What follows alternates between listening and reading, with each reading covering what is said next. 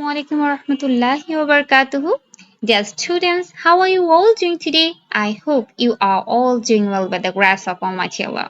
Me Akhil, your English teacher. আজকে আমরা আলোচনা করব দ্য রিডিং লেসন বুকের লেসন 3 এর কিছু ফনিক সাউন্ড নিয়ে, যেটি আমাদের লেসন প্ল্যান 1 এ আলোচনা করা হয়েছে। তাহলে চলো দেরি না করে শুরু করা যাক। Let's get started. Okay. প্রিয় শিক্ষার্থীরা, তোমরা দেখতে পাচ্ছ যে স্ক্রিনে কিছু লেটার দেখা যাচ্ছে, লেটার এন্ড লেটার্স, তাই না? লেটার এন্ড লেটার্স দেখা যাচ্ছে। আমরা আজকে এই লেটার গুলোর কিভাবে ফনিক সাউন্ড ক্রিয়েট করে তা আমরা জেনে নেব। তাহলে চলো দেরি না করে শুরু করা যাক। জি, আমরা ফার্স্টে দেখতে পাচ্ছি লেটার জি। জি লেটারটি মূলত দুইভাবে সাউন্ড ক্রিয়েট করে, একটা হচ্ছে হার্ড, একটা হচ্ছে সফট।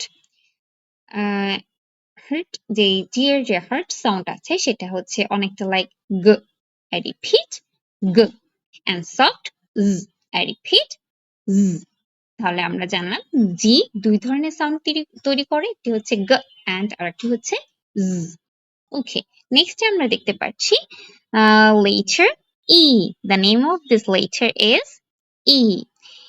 ই অনেক ধরনের ফনিক সাউন্ড তৈরি করে, প্রবাবলি 4টা বা 5টা, কিন্তু আমরা এই লেসনে ই এর দুইটি ফনিক সাউন্ড আলোচনা করব, সেটা হচ্ছে এ এন্ড ই।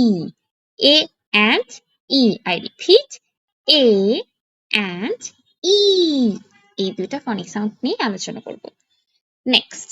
নেক্সটে আছে টিএইচ। এটি একটি ডায়াগ্রাম। এই দুইটা লিটার মিলে একটা সাউন্ড তৈরি করে। টিএইচ মূলত দুই ধরনের সাউন্ড তৈরি করে, আমরা সেটাও দেখে নেব, একটা ভয়েস সাউন্ড, একটা হচ্ছে ভয়েসলেস সাউন্ড।